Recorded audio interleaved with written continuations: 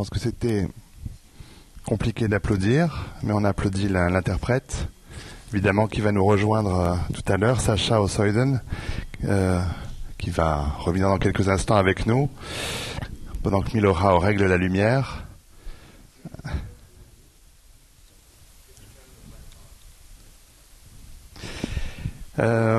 Rappel quand même pour dire qu'il y a eu 77 morts et 151 blessés sur l'île norvégienne d'Utøya et à Oslo à la suite de l'action d'Anders Behring Breivik le 22 juillet 2011.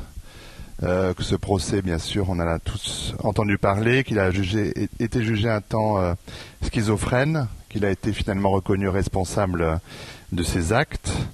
Et que donc au 5e jour du procès, Breivik avait été appelé à la barre, qu'il a choisi donc de raconter en détail ce qu'il a vécu et au nom de quoi il l'a fait.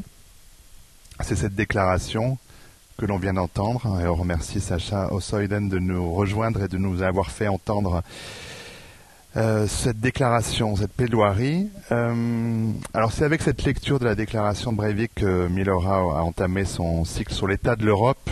Il nous dira comment dans un instant est née l'idée de cette lecture performance et de ce cycle.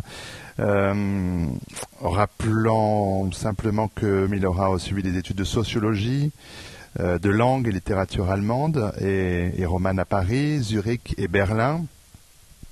Il a eu pour professeur, entre autres, ici à Paris, Tsvetan Todorov et Pierre Bourdieu. Qu'à partir de 97, il a fait pas mal de reportages dans le monde, qu'il a écrit pour le quotidien Neue Zürcher Zeitung. Et qu'en 2003, il a commencé à faire de la mise en scène, à écrire des spectacles, en Suisse, à l'étranger aussi, qu'il a fondé sa maison de production de théâtre et de cinéma en 2007, qui s'appelle International Institute of Political Murder. Et en plus des travaux pour le théâtre et le cinéma, il enseigne dans différentes écoles et universités. Je présente également à mes côtés Richard Millet, écrivain, éditeur, originaire de Corrèze, qui est très présent dans nombre de ses écrits, mais qui a passé une partie de son enfance au Liban, de 6 à 14 ans, on y reviendra sans doute, le Liban qui a été cité comme exemple par Breivik. Vous avez pris part à la guerre du Liban dans les quelques mois des années 75-76. Vous avez été volontaire auprès de la communauté chrétienne dont il était question tout à l'heure. Vous avez longtemps enseigné, puis vous êtes consacré complètement à l'écriture. Vous avez été éditeur chez Gallimard, notamment du prix Goncourt 2006, Les Bienveillantes de Jonathan Little, et du Goncourt 2011, L'art français de la guerre, le livre d'Alexis Génie. Une œuvre de romancier qui a été grandement saluée par la critique, par les lecteurs, par différents prix, pour la beauté de son style notamment, et j'en témoigne aussi. Vos essais, volontiers polémiques, vous ont peu à peu valu un exil, j'emploie le mot que vous avez choisi, Richard Millet. D'abord des essais qui ont été consacrés à des questions littéraires et au mauvais état des lettres françaises, je vais très vite mais vous développerez vous-même. Une écriture qui, alors selon certains, ce n'est pas votre avis, sort de ce cadre en 2012 quand vous publiez chez Pierre-Guillaume Deroux un essai intitulé Langue fantôme, suivi de Éloge littéraire d'Anders Breivik. On va bien sûr y revenir. Alors avant tout cela, je voudrais quand même que Milorao nous explique la genèse de cette lecture performance à laquelle nous venons d'assister ce soir. Quand vous êtes-vous dit que cette déclaration de Breivik au tribunal pouvait être un matériau théâtral et quel était votre objectif en donnant à entendre ce texte-là, cette plaidoirie, sur un plateau de théâtre ?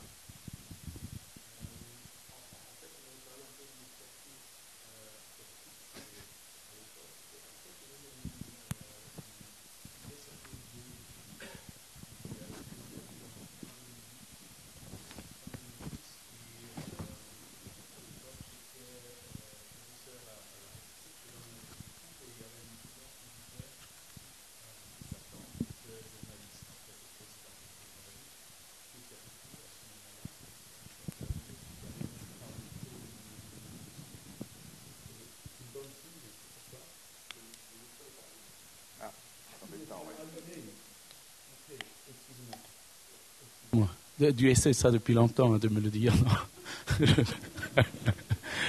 Et voilà. Et en fait, je lui ai dit, je parle pas norvégien, alors si tu peux me traduire, et il m'a traduit. Parce que sa tante avait enregistré qui était bloqué au début, c'était interdit de le sortir du tribunal. Alors il m'a traduit ça, et je trouvais ça hyper intéressant parce que je m'étais attendu au discours d'un total fou. Et si on écoute ce qu'il dit, alors pour moi, comme Suisse, c'est vraiment, disons, les idées d'une majorité de mon pays. C'est ce qu'il dit aussi, que statistiquement, c'est ce que la majorité pense. Et en Suisse, c'est simple à le savoir, parce qu'on a des statistiques officielles, c'est les référendums, les initiatives. Alors là, on peut voir ce que plus que 50% des gens pensent, et c'est ce qu'il dit. Évidemment, ils ne sont pas démontrés, tout ça. Et je trouvais intéressant qu'il parlait même de la Suisse, qu'il parlait de la démocratie et de la majorité. Alors ça, c'était une des choses. L'autre des choses était, et c'est lié à ce que j'ai dit, que si on érase 10 phrases, 20 phrases, le début et la fin, ça serait impossible de savoir, de comprendre que c'est Anders B. Breivik qui parle. Pour moi, c'est plutôt un médium de beaucoup de voix de l'Europe de notre temps, en fait. Et alors, je me suis dit, OK, j'aimerais en faire, en fait, une lecture. Et c'était en 2012 que, alors puis on a commencé à répéter. En fait, on n'a pas tellement répété. Et on a fait la lecture au Théâtre National à Weimar. Et c'était juste après la fin du procès. C'était un très, très grand scandale. Alors pourquoi vous donnez la tribune à quelqu'un comme Breivik et tout ça? On était jetés du Théâtre National et on a fait la lecture dans un cinéma à côté. Et à part là, on a fait cette lecture dans une vingtaine de villes peut-être maintenant, un peu partout en Europe. Et en Suisse aussi, alors à l'extérieur de l'Europe.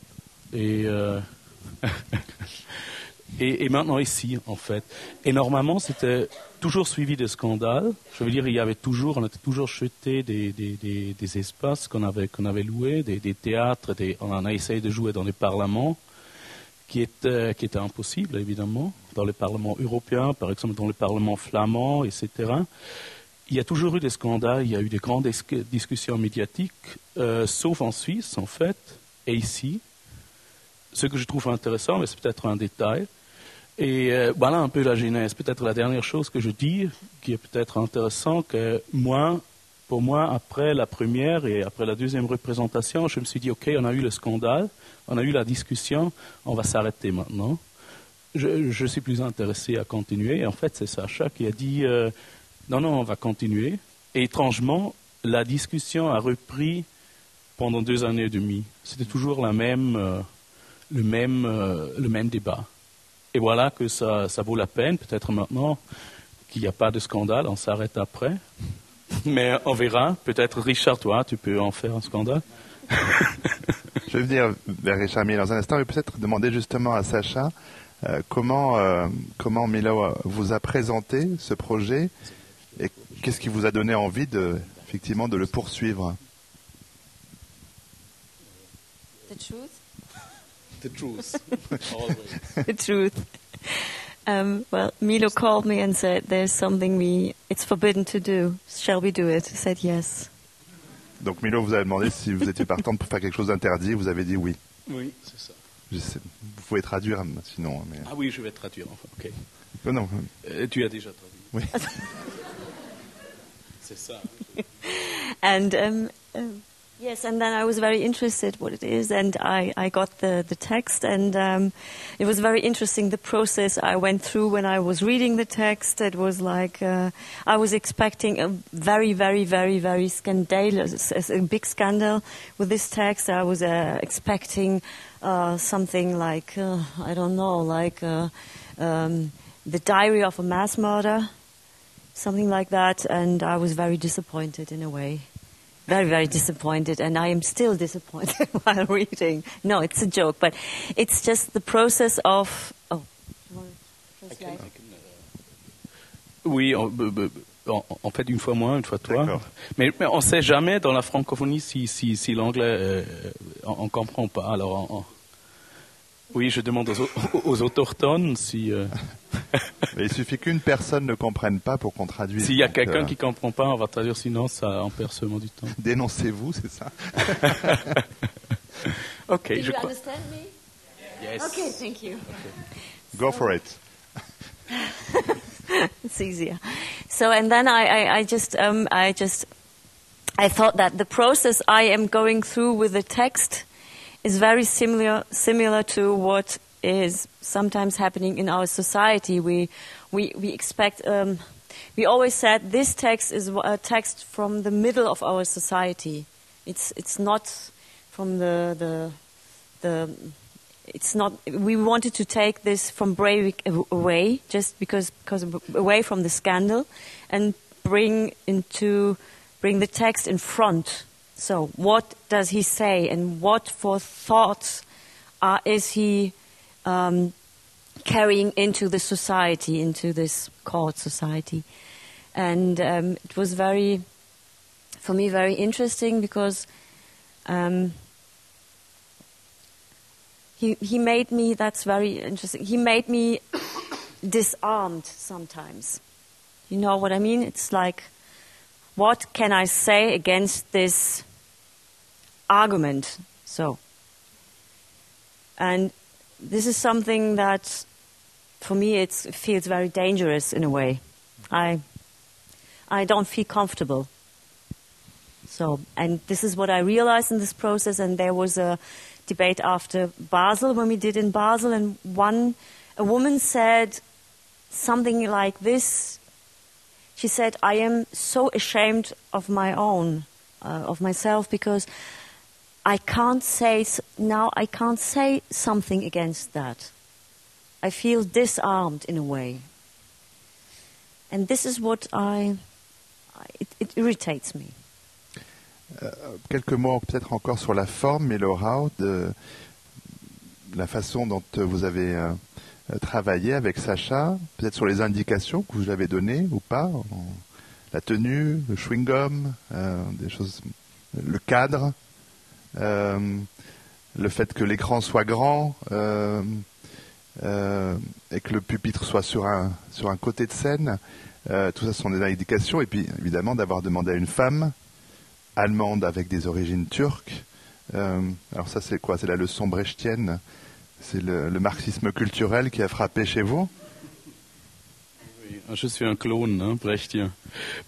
En fait, on a eu une version spéciale aujourd'hui handicapée. Ouais. Normalement, elle est debout. Juste si vous vous demandez ça, vous n'avez pas demandé, alors j'ajoute. Mais le chewing-gum est là depuis le début. C'était quelque chose qui s'est passé pendant la... En fait, tout ça fait partie d'une normalisation, d'une dédramatisation de ce récit qui était encore, je crois, dans les pays germanophoniques, beaucoup plus, parce que Breivik est devenu une figure, ce qu'on a vu, je crois aussi, dans le scandale autour de ton essai, qui dit tout autrement en fait que le titre, à mon avis, ou qui est une analyse, mais aussi dans notre pièce, en fait c'était un très grand scandale et on a dit, ok, on va affronter ce scandale qui est lié à une image médiatique par dédramatisation et en montrant une autre image en fait. Une femme, pas un homme, pas blanc et grand, mais plutôt avec des cheveux bruns ou noirs, etc. Alors, quelqu'un qui vient, à mon avis, du milieu de notre société multiculturelle. Alors, ce n'est pas quelqu'un d'extraordinaire qu'on a choisi, mais c'est quelqu'un qui vient totalement du milieu, de tout. Alors, quelqu'un de normal, de banal, je m'excuse. Non, et de plus, en fait, l'idée était de lire le texte, de donner une image aussi médiatique qu'un peu plus tard que le texte, il y a une demi-seconde qui est l'image est trop tard. En fait, moi, je trouve intéressant de le faire avec des sous-titrages, mais ça, c'est un détail qui s'ajoute ici, que ça redevient un texte, et que c'était vraiment une lecture, et il n'y a pas une ironie, en fait. Elle ne le fait pas d'une façon ironique, il n'y a pas une distanciation brechtienne, il y a plutôt quelque chose de penser le texte en public, ensemble, c'est ça. Mais il n'y a pas la psychologie, c'est pas Breivik, mais c'est non plus pas Breivik ou distanciation de Breivik et tout ça. Alors vraiment, une lecture, une pensée sur scène, et qu'est-ce que c'est? Alors échanger une personne par une pensée. c'est la mise en scène. Alors à propos de lecture, nouveau livre de Richard Millet, Solitude du témoin, chez Léo Cher, où vous rappelez, à l'issue des réactions très violentes qui ont suivi la publication de votre texte, que peu ont fait attention au titre complet. Donc je vais le citer, Langue fantôme, essai sur la paupérisation de la littérature, suivi de Éloge littéraire d'Anders Breivik. Est-ce que vous pouvez, résumer, mais le chemin qui a conduit à l'écriture de ce texte particulier?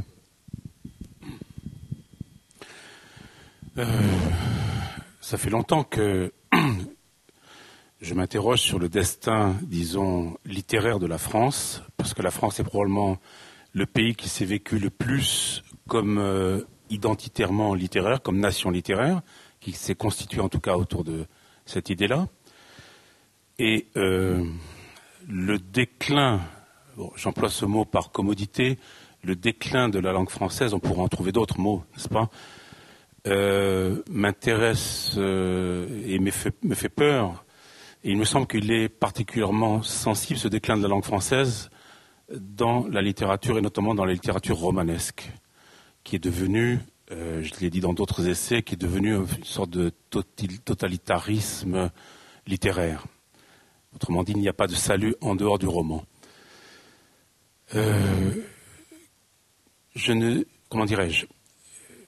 C'est un texte, disons, cet essai sur la paupérisation de la littérature qui s'appelle Langue fantôme, à savoir que la langue devient de plus en plus absente de ce qui serait son lieu d'incarnation, est un texte ironique par lui-même. Je pensais que la France, qui a été longtemps un pays ironique, d'ironiste en tout cas, Voltaire qu'on rappelle beaucoup aujourd'hui, entre autres, ce texte commence par une critique, une moquerie à l'égard de Umberto Eco qui, ayant rasé sa moustache ou sa barbe, ou peut-être tout, je ne sais plus exactement, a rasé aussi son best-seller, Le nom de la rose, puisqu'il lui a enlevé tous les mots latins, etc., etc. Vous voyez, donc une espèce d'assainissement, d'hygiénisation. On se débarrasse du latin parce que c'est devenu, au fond, où ça n'entre pas, dirait Breivik, dans le cadre multiculturel. Enfin bon, c'est ironique ce que je suis en train de dire, bien sûr. Mais je précise maintenant parce qu'il semblerait que l'ironie ne soit pas tout à fait comprise. J'en ai fait les frais. Et donc, en fait, c'est un livre très sérieux parce que l'ironie, c'est quelque chose d'extrêmement sérieux, mais c'est une arme aussi. Et lorsqu'est arrivé, lorsque Breivik a commis ses crimes, ça m'a paru un symptôme, disons, ou un éclairage de ce que l'Europe est en train de refuser, à savoir sa dimension littéraire. Je ne parle même plus de la France, mais de l'Europe. Alors, qu'est-ce que c'est que la dimension littéraire de l'Europe? Pour moi, qui suis un écrivain et non pas un politicien, la dimension littéraire de l'Europe, c'est là où s'incarne, disons, sa tradition, à mon avis, la meilleure, à savoir l'héritage de Jérusalem, d'Athènes et de Rome.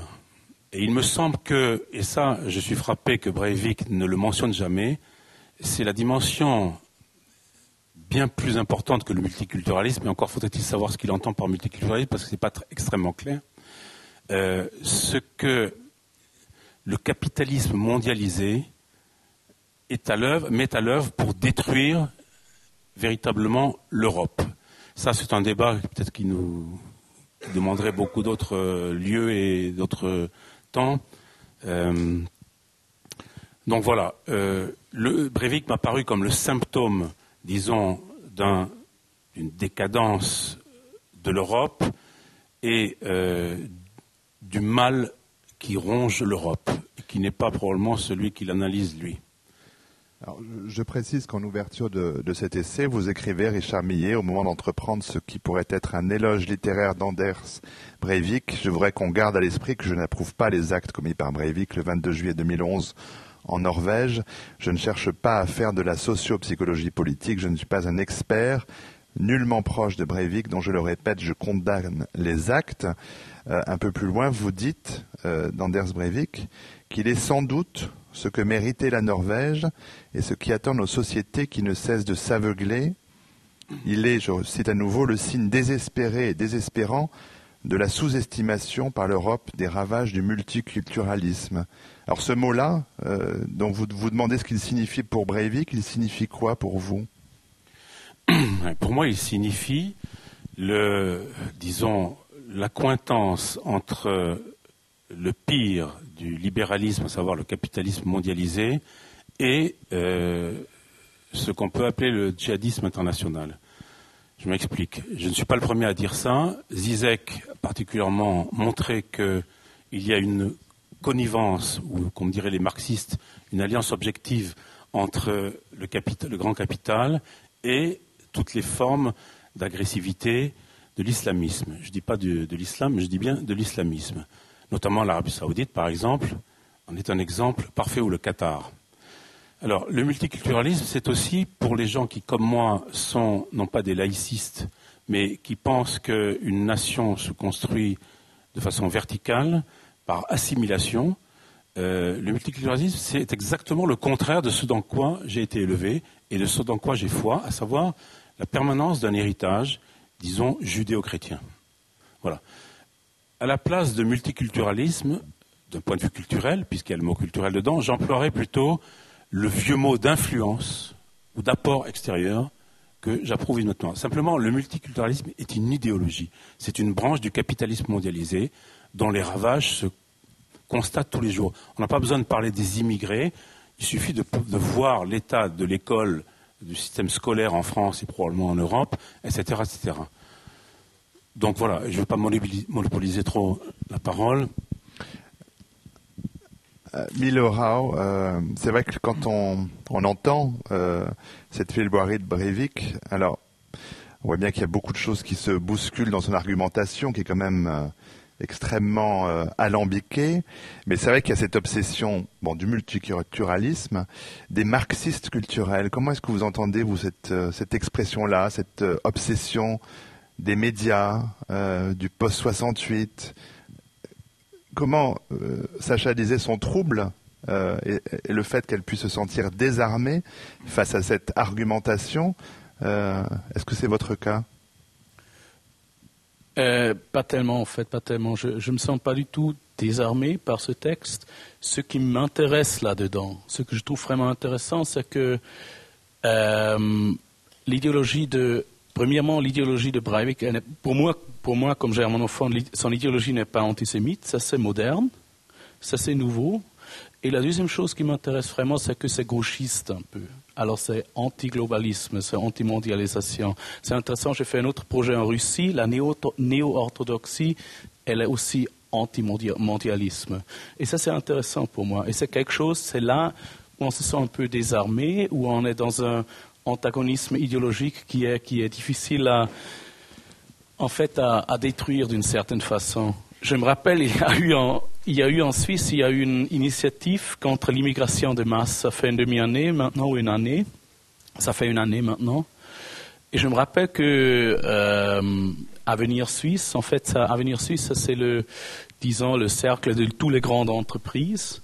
Ils m'ont demandé de faire une vidéo contre cette initiative parce qu'ils ont besoin, en fait, des main-d'œuvre pas chères.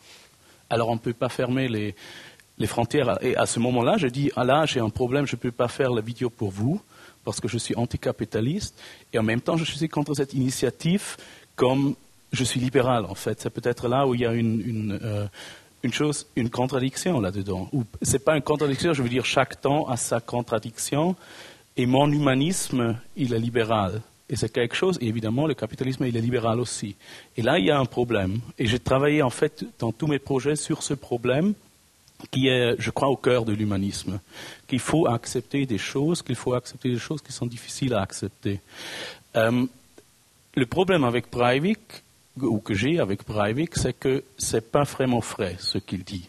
Je veux dire, on ne peut pas comparer les indigènes brésiliens, qui sont les victimes du capitalisme mondialiste, avec les Norvégiens blancs, masculins, blablabla, qui ne sont pas du tout les victimes du capitalisme, mais c'est l'Europe, en fait, qui est le centre du capitalisme, qui a fait ça avec des bonnes raisons. On n'a pas invité les main-d'œuvre de l'Algérie parce qu'on s'est beaucoup aimé, parce qu'on était multiculturaliste.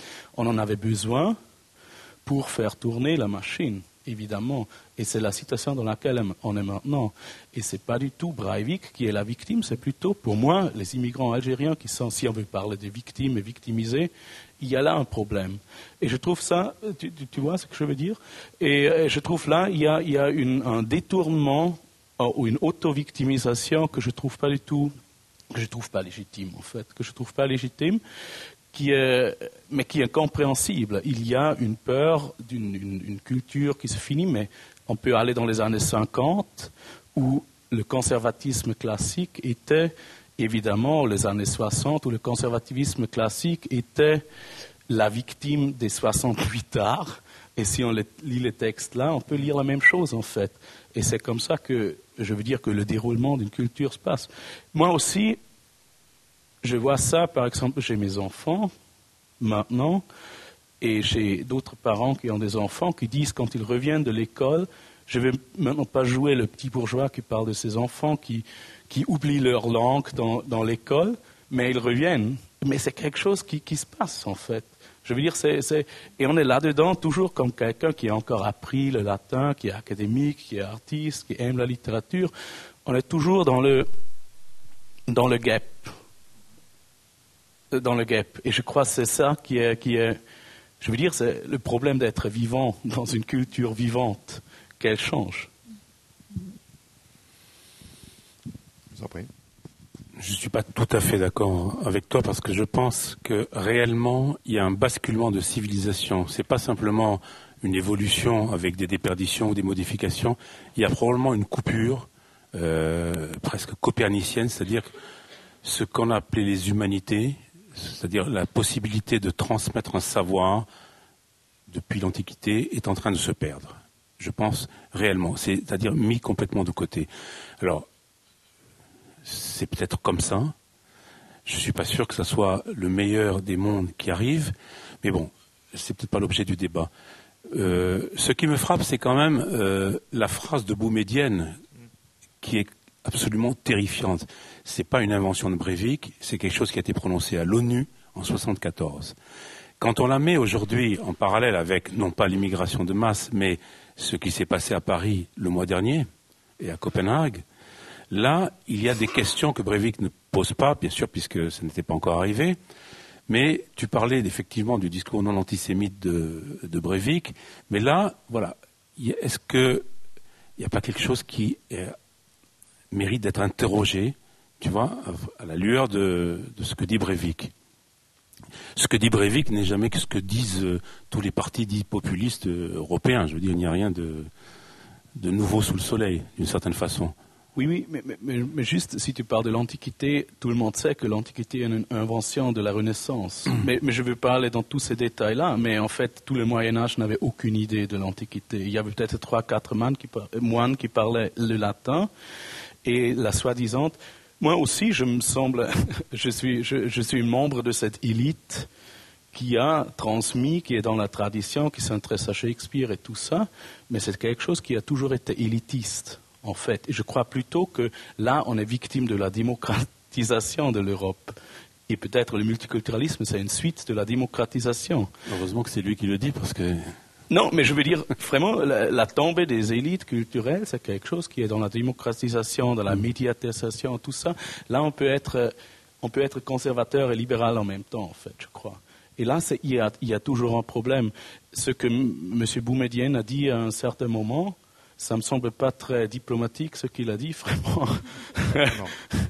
et je ne sais pas un peu dans quel contexte il a dit ça, par réponse à quoi. Mais si on prend cette phrase, elle est totalement folle, en fait. La phrase, c'est oui. En 1974, enfin, je ne l'ai pas, il faudrait peut-être le demander à Sacha quasiment, mais... The people from the Southern Hemisphere will come to the Northern Hemisphere, and they will not come as friends. They will come to conquer it, and they will conquer it with the bellies of their women, so with their children. Donc ça c'est 74 à l'ONU. J'ai pas précisé, je le fais un peu tard, pardon, que en fin de débat, on va donner la parole à des gens du public qui voudraient vous interroger directement. Mais c'est vrai que sur les on est très frappé aussi évidemment par les exemples très nombreux qu'utilise Anders Breivik, et puis alors le recours aux statistiques qui est quasiment une obsessionnelle, mais une béquille aussi qui vient argumenter tous ces propos.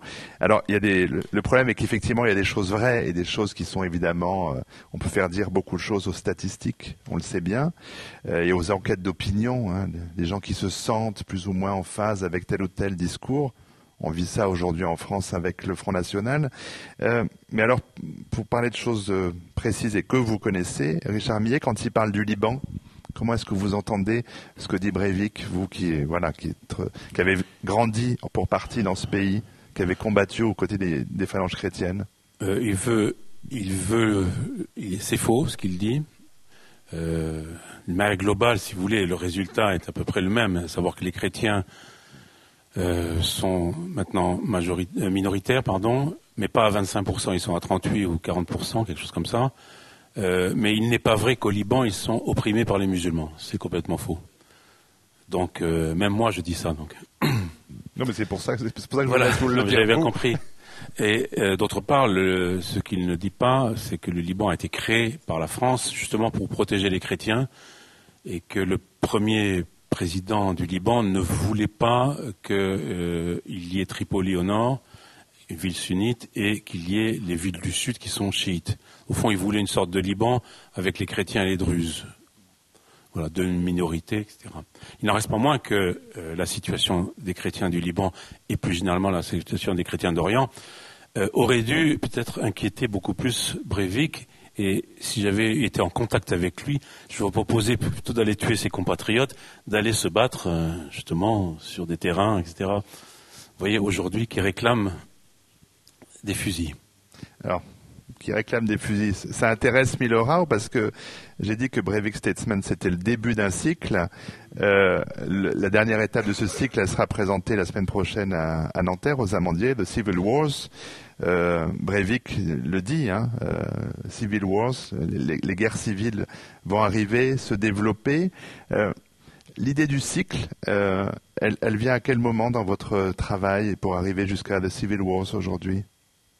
L'idée du cycle était là depuis le début. En fait, il s'est montré qu'il sera encore plus lent. On est maintenant en train de faire... le problème qu'après The Civil Wars vient de Dark Ages, alors on fait partie 2, encore une partie à Munich, et puis à la Schaubühne, on va faire l'histoire de la mitraillette, quelque chose comme ça. Alors vraiment, on va essayer de continuer, alors sur des années, parce que c'était une question, l'Europe, en fait, qu'est-ce que c'est l'empire européen qui est en train de se construire, que la guerre en Ukraine a commencé, on a fermé les frontières depuis maintenant 10 années vers le sud, vers l'Afrique. Et je crois, toi, tu viens de publier un livre sur la Méditerranée, pendant que tout le monde sait que l'idée européenne, c'est une idée méditerranée. Alors, ce n'est pas une idée sans l'Afrique du Nord, ça ne marche pas. Alors, pourquoi? Qu'est-ce qui se fait maintenant? Qu'est-ce que c'est ce démon, c'est cet empire qui est en train de monter? Qu'est-ce que c'est l'Europe, en fait? Parce qu'on a seulement une idée économique, mais on n'a pas une idée utopique de cette nouvelle Europe. Et c'est ça, là où je te donne raison, Richard, qu'en fait, il y a quelque chose qu'on a déconstruit sans avoir quoi on voulait construire. On n'a pas une idée très très claire. À mon avis, The Civil Wars, et ça c'est un peu quand j'ai lu le livre de Houellebecq il y a quelques mois, je me suis dit que ce livre vient beaucoup trop tard. Quelques années trop tard, parce que moi aussi j'ai rencontré beaucoup d'identitaires de ce petit groupe, j'ai rencontré beaucoup de djihadistes évidemment, et j'ai pas du tout eu l'idée que ce serait une vraie lutte à la Civil War. Je ne crois pas que Breivik a raison. C'est des minorités presque, disons, des minorités qui sont intéressantes l'une pour l'autre, en fait, dans leur polarité, mais qui ne sont pas du tout des forces qui montrent quelque chose dans notre société, seulement comme un symptôme. Comme tu dis, Breivik montre quelque chose comme un symptôme et un djihadiste montre quelque chose comme un symptôme. Alors mon cycle européen, il est allé un peu vers ailleurs alors. Par exemple, dans les Dark Ages, je vais me demander sur qu'est-ce qui s'est passé après la guerre de la Yougoslavie, qu'est-ce qui s'est passé après 89, pourquoi l'héritage qui existe aussi socialiste en fait de l'Europe, on l'a totalement oublié dans le grand système capitaliste dans lequel on vit maintenant. Qu'est-ce qui s'est passé, pourquoi en fait? On a décidé d'oublier tout ça. Pourquoi on a décidé de déconstruire ce qu'on a vraiment fait? En Yougoslavie, on le voit très bien, de finir avec l'idée de la nation. Je veux dire, il y a une idée stratégique derrière, et il y a une idée très très dure pour beaucoup de personnes, par exemple des Yougoslaves, des Bosniaques surtout, évidemment. Quand on a déconstruit leurs traditions, qui sont d'ailleurs des musulmans aussi, quand on a déconstruit leur nation, la Yougoslavie, pourquoi on a fait ça? Alors je me demande des questions comme ça, qu'est-ce qui est derrière le projet européen, et il nous mène vers où? Ça c'est un peu la question qui a vraiment commencé étrangement avec Breivik. Alors au moins, enfin, il y a beaucoup de pistes dans ce que vous venez de dire, Milo, mais alors je vais revenir à la mitraillette dans un instant, mais à propos d'Europe, je voulais interroger Sacha, puisque je ne sais pas quels sont les liens que vous avez avec la Turquie, parce que vous avez des origines turques, mais c'est vrai que la question turque, en France, par rapport à l'Europe, elle est un débat, elle est une question complexe pour les politiciens, pour le coup, depuis longtemps, sur l'entrée de la Turquie dans l'espace européen. Cette question-là, vous qui vivez en Allemagne, où il y a donc une très forte immigration turque, comment est-ce qu'elle agit dans la société? Est-ce que c'est une question qui est aujourd'hui très problématique?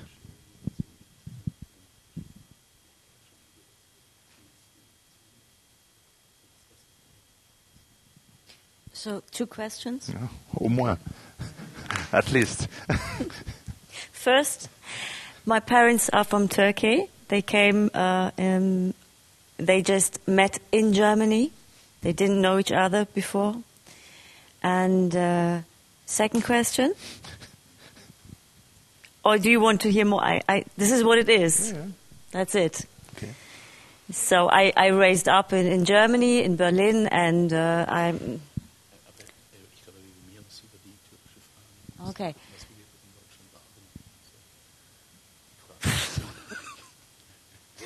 This is the second part more. I guess. I don't understand German. I had the impression the second part is more important for you than it's difficult to translate it properly.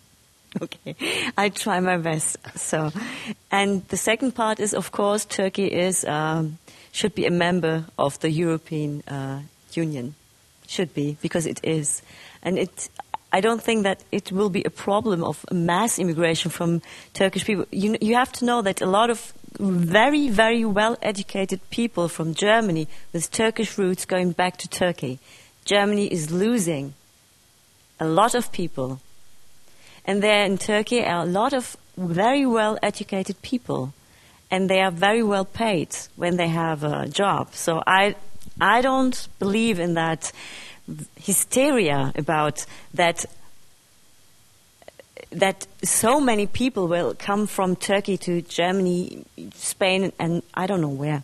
I mean, what is interesting in Europe is Germany first, then maybe Norway. It's too cold, it's too dark, and Sweden as well. It's just a little part of those countries. I mean, what should it be? And what is France? Okay, France is interesting too. Yes, but France has a lot of problems on its own. So, I mean, yeah, you have to think economically. So it doesn't make any sense. No, I don't think that will be a problem. The problem is if Europe, that's what I think, don't really open up his arms to the people with the Muslim people, this religion, the problem will increase more and more. This is what in Germany now is coming up on schedule, that they try to understand that the people will not go back. They've invited them and they will not go back. So, that's the point. Alors, je fais référence à cette question-là, bien sûr, par rapport à la crainte de l'islamisation dont parle beaucoup Breivik dans sa plaidoirie. Et c'est vrai que en tout cas en France, la question de l'entrée de la Turquie dans l'Union européenne, elle a quand même une forte charge, sans aller jusqu'à dire islamophobe, en tout cas d'une crainte de cette islamisation. Et alors, il me semble que c'était le président polonais, mais je ne suis plus tout à fait sûr, qui voulait inscrire dans la Constitution européenne ses racines chrétiennes. Que c'est une chose qui a énormément fait débat. Je parle sous le contrôle peut-être de Polonais dans la salle. Comment est-ce que vous entendez ces questions-là, l'islamisation européenne, Richard Millet? Est-ce que c'est une chose qui est pour vous un fantasme, une réalité, une crainte? Je pense qu'il y a une part de fantasme, bien sûr, mais c'est aussi une crainte, parce qu'on ne peut pas faire comme si l'État islamique, par exemple, n'existait pas. On ne peut pas faire comme si Boko Haram n'existait pas. On ne peut pas faire comme... Je veux dire, à force de ne pas voir ce qui se passe, je veux dire, une grande partie du Proche-Orient et une grande partie de l'Afrique est quand même sous domination du terrorisme djihadiste. C'est quand même colossal. Je ne parle même pas de l'Afghanistan, etc. Donc... voilà, on ne peut pas non plus oublier que M. Erdogan, je ne sais pas comment on prononce, est un soutien ambigu, je suis gentil en disant ça, de l'État islamique. On ne peut pas oublier ces choses-là. On ne peut pas non plus, considérer que la Turquie est quelque chose d'uni. Il y a une partie extraordinairement européanisée et européanophile, probablement à Istanbul, etc., Ankara. Mais il y a aussi, je ne vois pas beaucoup la différence entre les paysans d'Anatolie et ceux de Syrie ou d'Irak, vous voyez. Donc, voilà. Il est vrai aussi qu'on pose mal le problème de l'islamisation. Il me semble que ce que Breivik aurait pu dire, c'est que la culture que rencontrent les musulmans, entre autres, parce qu'il n'y a pas que les musulmans qui émigrent, la culture qu'ils rencontrent est la plupart du temps une culture qui est mourante. C'est-à-dire, ils rencontrent au fond ce qu'on appelle le nihilisme européen. Et il y a un film extraordinaire qui est sorti peu après le procès de Breivik, qui était Oslo 31 août, de Joachim Trier, qui n'a pas été tellement commenté, parce que justement, à mon avis, l'ombre de Breivik est planée là-dessus, et que d'autre part, ce film est tiré d'un roman qui est très politiquement incorrect auprès du multiculturalisme marxiste, comme dirait Breivik, c'est Le Feu follet de Drieux-La Rochelle, qui d'ailleurs décrit aussi le nihilisme, mais plutôt d'un être qui se suicide. Voilà, donc il me semble que si on veut poser la question de l'islamisation, ou plutôt de l'islam en France, il faut aussi poser la question de se demander pourquoi, au fond, la déchristianisation de l'Europe est en cours. Vous voyez, et pourquoi, au fond, l'Europe est plus fascinée par sa propre non-existence, son nihilisme, le goût du nihilisme. Voilà, vous voyez, les religions ont horreur du vide. À partir du moment où l'islam rencontre le vide, eh bien, il est normal qu'elle fasse le plein, d'une certaine façon. J'aimerais bien que Milo puisse réagir à ce que vient de dire Richard Millet. Ah oui, je sors de la traduction, mais... Ouais, mais du coup, vous l'avez 2 fois en tête. Oui, là aussi, je crois qu'en fait, et c'est pas seulement l'islamisation. Quand j'étais en Russie, là, il y a une christianisation extrême de la société russe. En fait, je veux dire, c'est quelque chose qui a touché toutes les religions. Heureusement, je dois dire, pas la chrétienté de l'Europe de l'Ouest. Moi, je suis très heureux que l'orthodoxie qu'on peut voir en Serbie, en Russie, par exemple, que ce n'est pas arrivé aux chrétiens d'ici. De l'autre côté, je crois le laïcisme, c'est seulement une part de notre idée européenne. En fait, je veux dire, la chrétienté vient après Athènes quand même. Et l'idée que le Dieu temple, ça c'est la vraie idée européenne, je crois. Et que la chose, là je suis un peu nietzschéen peut-être, évidemment c'est une invasion aussi de l'Asie, la chrétienté. Je veux dire historiquement parlé, à mon avis, c'est quelque chose qui est devenu extrêmement important et maintenant il semble que l'âge chrétien, et là tu as totalement raison, est fini, il me semble en Europe, pour le moment peut-être. C'est quelque chose que je trouve triste aussi, les grandes églises et tout ça. Mais c'est quelque chose que je le vois un peu plus distancé, un peu comme historien de mon propre âge peut-être, parce que j'ai jamais été croyant. Alors pour moi, l'islam aussi, pour moi, c'est quelque chose qui me fait peur, comme toutes les religions en fait, c'est quelque chose qui Moi, j'accepte pas cette peur du vide, en fait. Évidemment, la vie, ça c'est un problème du vide. Et on peut se me répandre avec la culture et la communauté, en fait. Si c'est la nation ou une autre idée, mais je crois à une idée comme pseudo-philosophique, comme une religion, ça personnellement, ça m'aide pas beaucoup. Et les Européens, c'est une lutte de plusieurs siècles, en fait, de se libérer de la chrétienté. Et si maintenant arrive une autre religion, moi, je vais me battre aussi. En fait, évidemment, je vais me battre contre la charia, je vais me battre contre l'orthodoxie, tu vois. Et c'est, oui, voilà, ça c'est la vraie lutte, à mon avis. Oui, moi, qui ne suis pas comme toi, qui suis un catholique croyant, si je peux me permettre cette espèce de pléonasme, comment je me situe par rapport à ça?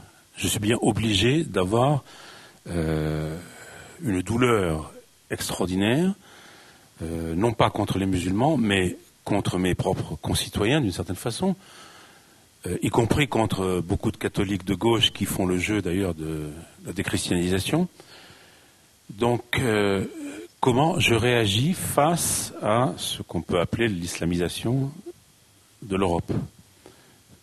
Comment je réagis, d'autre part, par rapport, et je rebondis ce que tu as dit à propos de la Yougoslavie, ou de l'ex-Yougoslavie, moi je pourrais parler de l'ex-France, ou de l'ex, à part peut-être la Suisse. Toutes les nations européennes sont d'ex-nations, puisque au fond, on nous enseigne que la nation est dépassée. La construction européenne, au fond, est un grand fantasme de dépassement, d'éradication de la nation. Alors, la déchristianisation plus la dénationalisation, si je puis dire, ça fait beaucoup. Plus l'oubli de l'héritage littéraire, disons, etc. Je ne sais plus très bien où je suis. Alors, je ne ferai pas comme Breivik, mais je peux comprendre aussi qu'il y ait une forme de violence suicidaire, parce que je pense que chez Breivik, c'est probablement un grand non-dit de son discours, c'est une forme de suicide aussi. Donc voilà, je pose la question, qu'est-ce que je suis moi là-dedans? Puisque aucun discours officiel ne me répond. Et c'est aussi une des raisons pour lesquelles j'ai écrit ce texte, éloge littéraire, ironique, je le répète une millième fois, d'András Breivik. Au fond, qu'est-ce que je suis? Qui peut me dire ce que je suis aujourd'hui? Je n'entends aucune réponse, sinon convertissez-vous au multiculturalisme et vous verrez que tout ira mieux. Oui, c'est le moment. Juste une référence du coup dans la plaidoirie à Mark Twain, qu'à un moment donné, le patriote est forcément un homme seul. Ça résonne fort chez vous, ça, Richard Millet? Ça venait tellement après presque une heure de ressassement, de choses, de doxin. Vous l'avez entendu quand même, oui, je suis sûr. Bien sûr, je l'ai entendu, oui. Patriote, c'est pas quelque chose que j'emploierais, c'est pas mon vocabulaire. La solitude davantage. Alors, effectivement, proposez au public qui est là de vous poser directement des questions. Alors, je ne sais pas si on... Oui, bien sûr. Est-ce qu'on donne un micro? Comment est-ce qu'on pratique, Olivier? Alors, on va en prendre un pour qu'on puisse bien vous entendre. Merci beaucoup. Alors, là-haut, je crois... Voilà.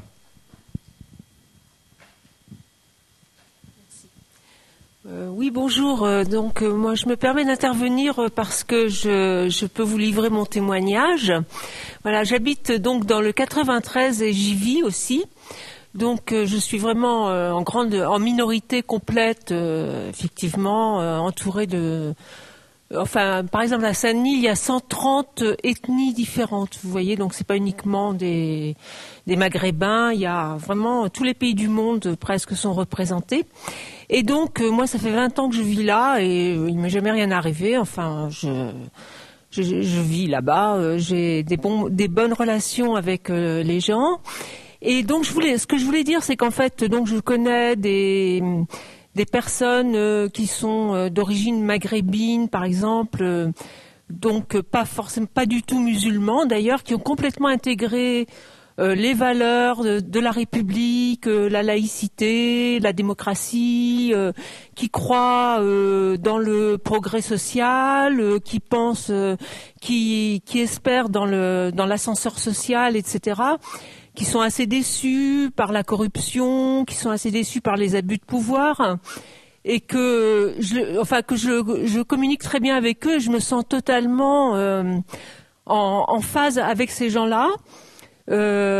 D'autant plus que depuis quand même 20 ans, il y a ce qu'on appelle le World Wide Web, les nouvelles technologies, etc. Et qu'il me semble que le multiculturalisme, enfin, c'est peut-être aussi été introduit par tout cela. Donc c'est normal que l'identité vacille un peu parce que c'est énorme, évidemment. Il y a une espèce de communication non hiérarchique maintenant qui est en train de s'installer. Et je crois qu'il faudrait peut-être prendre tout ça en considération. Voilà, c'est ça. Enfin, moi, ça m'amusait, par exemple, de voir ce Breivik, là, je sais plus comment il s'appelle, dire qu'il est indigène depuis 12 000 ans, donc il n'est pas du tout judéo-chrétien, en fait, parce que les Norvégiens n'étaient pas des judéo-chrétiens, donc... Enfin, il faut un peu... Je veux dire, il y a beaucoup d'incohérences aussi dans tout ça, quoi. C'est un vrai fantasme, quoi. C'était un commentaire, pas une question, vous avez aussi le droit. Une main s'est levée au deuxième rang, on vous amène un micro.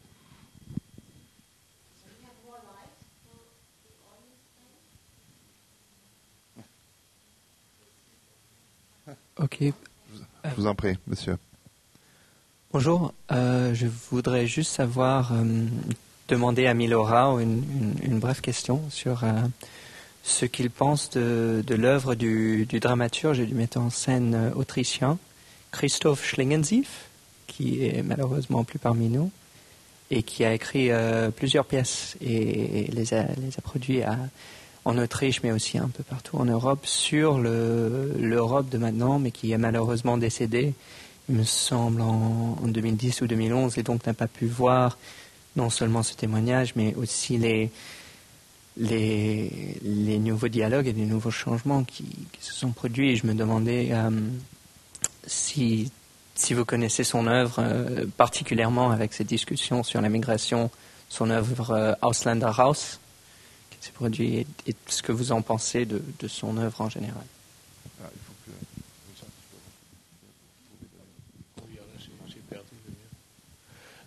Oui, évidemment, je le connais. En fait, il est allemand, mais ça c'est juste un détail. Mais il a fait oui, c'est vrai, il a fait en fait cette chose Ausländerhaus à Vienne, en Autriche, qui est, j'ai trouvé très très intéressant en fait. En fait, il a fait dans un moment que Breivik cite, alors au moment où la FPÖ de Jörg Haider est arrivée au pouvoir en fait. En Autriche, avec un programme, on doit le dire, je crois là on est tout le monde d'accord, avec un programme assez, pas seulement conservateur, mais vraiment protectionniste old style, et aussi ouvertement raciste, je veux dire, de la façon dans laquelle il en dialoguait sur ça. Je veux dire, c'était quelque chose qui était un petit choc.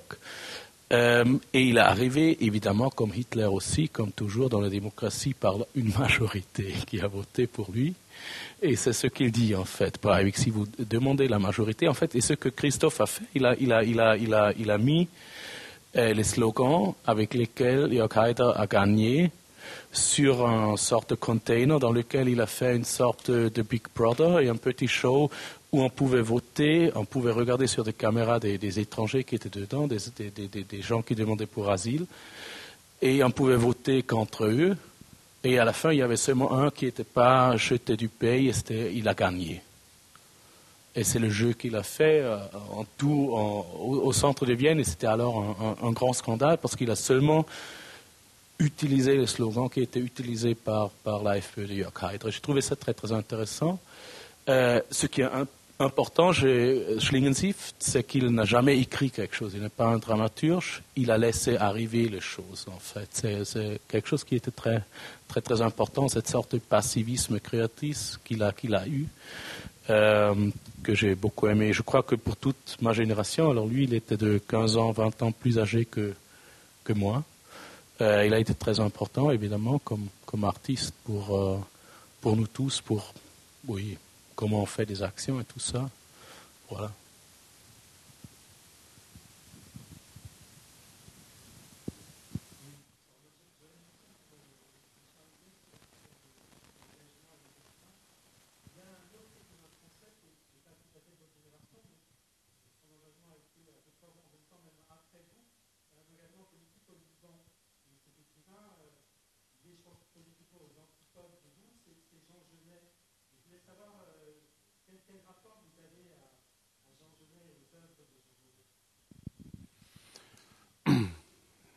Je préfère avoir un rapport littéraire, disons.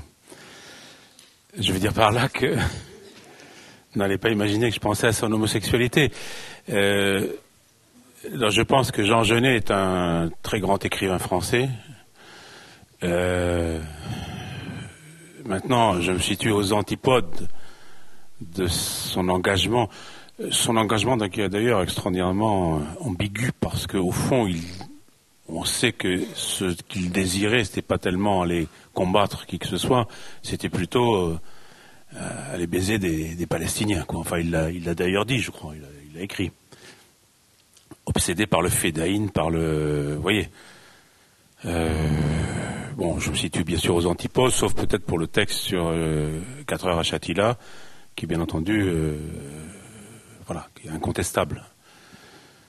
Maintenant, Genet est extraordinairement difficile à saisir. La pensée politique de Genet, je pense, est extrêmement difficile à saisir parce que autant il est aussi ambigu, si vous voulez, vis-à-vis des Palestiniens qu'il pouvait l'être avec Hitler, enfin, avec ses fantasmes dans pompes funèbres, etc. Donc ça, ce ne sont pas des choses qui m'intéressent particulièrement.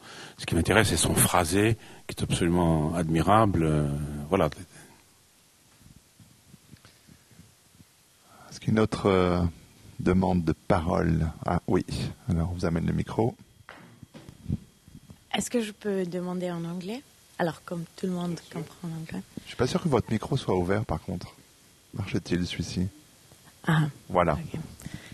So, I have just a question to Milorau. Yes. So, I was wondering if during... Oh, it's very irritating to speak with the microphone. Okay. So during your explanation about Islamization, the so-called Islamization, I would say that everybody's speaking about now, I think your statement was not very complicating. Like, it was not complicating the situation at all.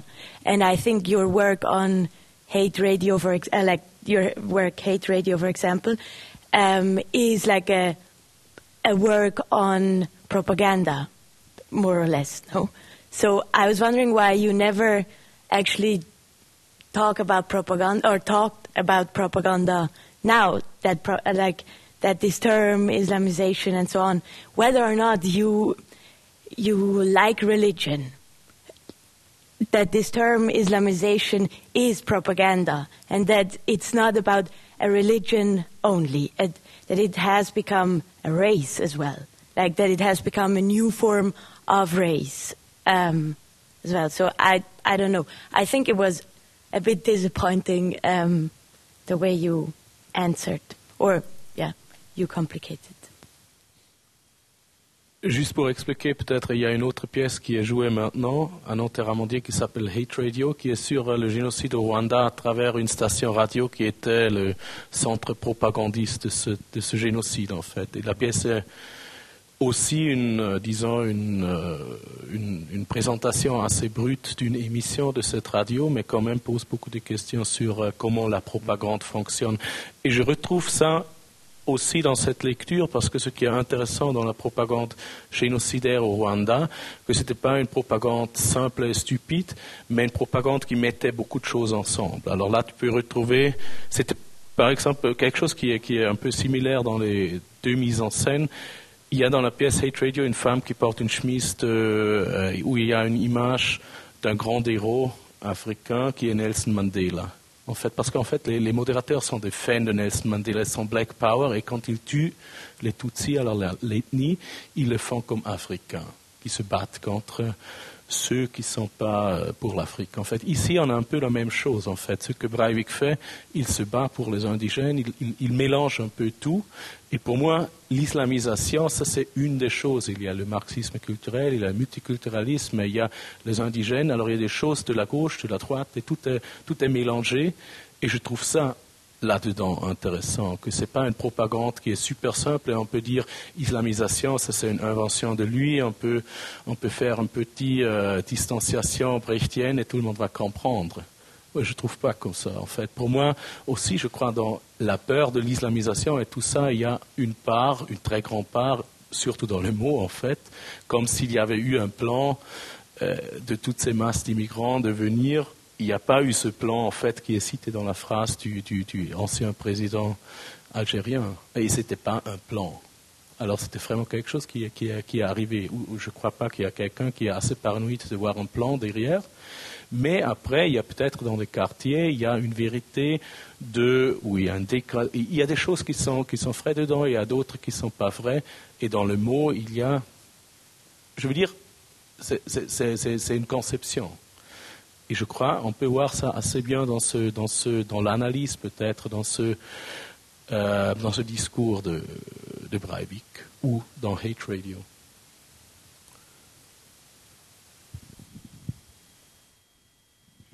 Ah, voici encore une question juste de l'autre côté.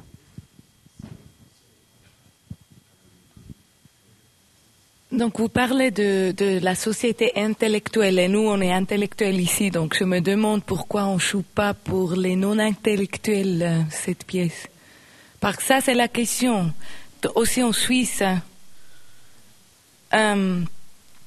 c'est toujours la majorité qui pense, qui dit oui en Suisse pour l'initiative Minaret et tout ça. Et je me demande toujours, c'était comment la réaction de l'UDC, par exemple, en Suisse. Ou bien les chants de l'UDC, ou bien les chants qui ont peur et tout ça. Et nous, on parle intellectuel ici, mais je me demande où on pourrait jouer des trucs comme ça. En fait, non, très court à ça. Normalement, on ne joue pas dans le théâtre, on joue toujours dans les espaces politiques. Et on invite, par exemple, en Suisse, on a toujours invité des gens de l'UDC et tout ça. On a joué dans des églises, par exemple. On a joué dans des parlements. On a toujours essayé de faire quelque chose de politique de ça. Ici, parce que c'est une sorte de rétrospective, on n'avait pas tellement réfléchi. Peut-être c'était une faute. On en a aujourd'hui parlé. C'était une faute de ne pas demander de le faire, je sais pas, dans la rédaction de Charlie Hebdo ou quelque chose comme ça. Alors vraiment de voir où ça fait mal, en fait, ce qu'on fait normalement. Et ici, on était un peu, je sais pas, on n'a pas trop réfléchi cette fois-ci, pour la première fois. Non, on a déjà fait une fois la faute de jouer dans un théâtre. Et tu as totalement raison, ça c'est la petite faute dans cette soirée. Mais avec quand même toujours le désir, je vous laisse poursuivre, toujours le désir par contre, mais là qu'il y a un débat, et qui réunit des gens avec qui vous n'êtes pas forcément en phase. Ce qui a pu être le cas, là, on l'a compris dans l'échange avec Richard Millet ce soir, mais avec des gens qui étaient vraiment très très opposés à vous. Ça a été le cas en Suisse, ça a été le cas peut-être à Berlin aussi. Oui, en fait, je veux dire, si on invite des gens pour discuter, il y a dans le parti de l'UDC, comme chez les social-démocrates, il y a des idiots accomplis. Et on ne va jamais inviter des idiots. Je veux dire ça, on va toujours essayer de faire un discours quand même sur un niveau, comment tu as dit, intellectuel. En fait, moi, je suis élitiste, j'aime bien les discussions intellectuelles quand même. Je ne vois pas très bien pourquoi parler des peurs avec des idiots. Alors, j'aime bien te parler sur les concepts. Et c'est un peu ça, en fait. Je crois que ça, c'est un discours qui est pas idiot. C'est ce que m'a frappé au début, ce que Breivik dit, c'est pas quelque chose qui est idiotique. Et l'idée de le faire dans le théâtre national en Allemagne, à Weimar, c'était d'avoir sur l'affiche, il y a Goethe, il y a Schiller, il y a Shakespeare et il y a Breivik. C'était en fait notre idée. Et puis ça n'a pas, je veux dire, sur l'affiche ça a marché, mais pas, on ne pouvait pas jouer. Mais c'est vraiment de dire, ok, on va discuter ça sur un niveau de littérature et d'intellectuel. Et on va le prendre en sérieux. On ne va pas dire, il a peur et sa peur le faire agir parce que lui, il ne peut pas penser, il est d'un milieu, etc. C'est pas intéressant, ça. Vous vouliez poursuivre, pardon. Pour savoir, la réaction était comment donc? Des non-intellectuels, c'était comment la réaction donc? Des non-intellectuels? Oui, je rigole un peu, mais la réaction c'était comment au départ? Les personnes ont dit oui, je suis d'accord? Non, je veux dire des noms intellectuels. On a eu, et j'ai entendu un peu ça quand vous avez commencé à parler, on a eu par exemple des jeunes qui ont dit j'habite dans des quartiers, etc. Et je connais ça vraiment. On ne parle plus allemand dans ma classe. On a eu des réactions de milieu, si tu veux. De l'autre côté, il y a eu des réactions beaucoup plus émotionnelles qu'ici, que quelqu'un a dit c'est un tueur, pourquoi vous faites ça? Il a tué des jeunes et maintenant vous lui donnez un podium et blablabla, tout ça. En fait, sur un point de vue plus... Je veux dire, il y a beaucoup de points de vue sur ce qu'on fait ici. Voilà. Allez, peut-être juste derrière mademoiselle. Bonsoir. Je n'ai pas vraiment de questions, c'est simplement une réflexion que je me fais. Je me demande ce que défend Breivik exactement. Parce que les nations, la culture chrétienne, en vérité, il s'y oppose et cela lui fait totalement défaut. C'est ça qui me frappe. C'est-à-dire qu'il dessert ce qu'il prétend servir et défendre. Et une autre question, c'est quelle est la conception du mal dans l'islam? Vous avez 4 heures.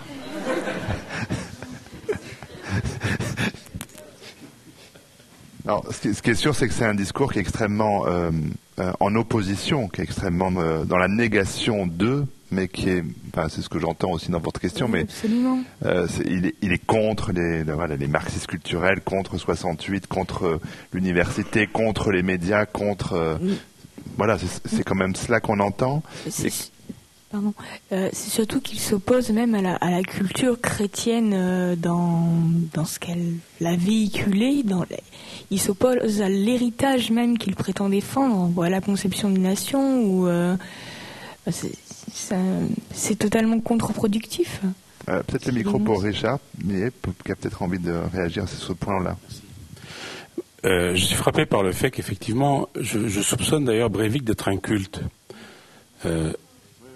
Je pense que pour avoir feuilleté les 1000 pages de son compendium, auquel il fait allusion plusieurs fois, je suis frappé par le fait que c'est de la culture Wikipédia, c'est des copier-coller, etc. Ce qui même explique que notre ami Finkielkraut, s'y retrouve, cité. Je suis frappé aussi, par exemple, par l'emploi complètement dénaturé qu'il fait du mot déconstruction, qui n'a rien du tout de dimension philosophique de Derrida, etc. Donc ce n'est rien, c'est un vocable comme ça, qui fonctionne à vide, mais qui peut avoir une espèce de connotation tout à fait agressive et rencontrer des oreilles émues. Vous voyez ce que je veux dire? Donc effectivement, en cela, s'il est un culte, pour moi, il est antichrétien. Sans compter qu'il ne s'oppose pas, je ne vous parlais pas de la question du mal dans l'islam, je suis pas compétent, mais il est en contradiction, bien entendu, parce qu'il évacue un peu vite les 77 morts dont il est l'auteur. C'est-à-dire, c'est un peu facile de dire, voilà, j'ai fait ça parce que, au fond, je suis dans une espèce de logique de... Parce qu'on m'y a poussé, enfin. On m'y a poussé, etc. Ouais. Mais une fois qu'il l'a dit, il le laisse de côté, il le met sous le tapis, et après, voilà. Non, donc je pense, est habité par la puissance, en tant que catholique, je le dis, par la puissance du mal. Voilà. C'est évident. D'ailleurs, il y a un témoignage extraordinaire d'un des survivants de Utoya qui dit que, à la fin, Breivik chantait comme ça au-dessus des morts, et il a épargné, je crois que c'était une femme, il l'a épargné, j'oublie pour quelle raison, comme ça, peut-être parce qu'il chantait, vous voyez. Donc là, on n'est plus dans c'est pas Zarathustra qui chante, vous voyez, ou l'esprit qui chante sur les flots, mais c'est autre chose. C'est le mal, effectivement, là, qui est à l'œuvre. Et ça, bien sûr, on est hors de la psychologie, n'est-ce pas? On est dans une optique satanique. Donc, effectivement, Breivik n'est pas fou, mais pour moi, il est possédé par le démon. Donc on a eu la conception du mal dans le christianisme selon Richard Millet, pas dans l'islam, mais je ne sais pas si on clôt là ce moment entre nous, ou Milo, si tu as envie de prolonger ou faire un statement pour conclure cette rencontre. Oui. Je laisse Richard, en fait, j'ai assez parlé, je crois. Moi aussi, j'ai assez parlé, mais simplement, je voudrais remercier Milo et le Centre culturel suisse. C'est pas du tout, c'est vous qui devriez le faire, mais je veux dire autre chose, c'est que c'est la seconde fois que je débat publiquement avec Milo, et que à chaque fois, ça n'a été possible en Europe qu'à l'intérieur d'un système suisse. C'est à l'ambassade suisse à Berlin, il y a un an, et c'est ici en Suisse. Je veux dire par là que je ne suis pas sûr qu'avec moi, en tout cas, ça aurait été possible dans un espace français. Merci. Ok. Donc effectivement, grâce soit rendue, grâce, le mot évidemment sous le contrôle de Richard Millet, grâce soit rendue au Centre culturel suisse et son bien-aimé dirigeant, son leader Maximo. Oui, enfin merci. Pour nous, c'était aussi une manière d'avoir une soirée complète autour de cette pièce de Milo. Et pour nous, c'était absolument indispensable d'avoir cette discussion telle que la souhaitait Milo. Et voilà, ça fait une soirée complète avec cette dimension de discussion entre vous, que je remercie chaleureusement, et avec le public. Et puisqu'on arrive à la fin, on peut continuer de manière plus libre les discussions dans le foyer. Et je vous rappelle donc qu'il y a encore cette semaine Hate Radio à Nanterre jusqu'à dimanche, je crois. À partir de mardi, The Civil Wars. Voilà, à partir de mardi, The Civil Wars. Et ici même, au Centre culturel suisse, jeudi prochain, le 12, le film Hate Radio. Mais pour ceux qui s'intéressent, notez que c'est plus tôt, c'est à 18h30. Pourquoi cette heure-là? Parce que à l'issue du film, Milo sera à nouveau ici pour discuter avec le public, et juste ensuite il enchaîne avec une discussion à Nanterre pour l'autre pièce. Donc c'est un marathon que Milo est en train de faire à Paris ces jours, et c'est un plaisir pour le Centre culturel suisse de faire partie de cette mini rétrospective. C'est un plaisir de faire ce marathon sous l'influence de l'alcool, sûrement. Donc c'est maintenant la partie alcoolisée qui débute. Merci beaucoup à vous trois, merci au public présent.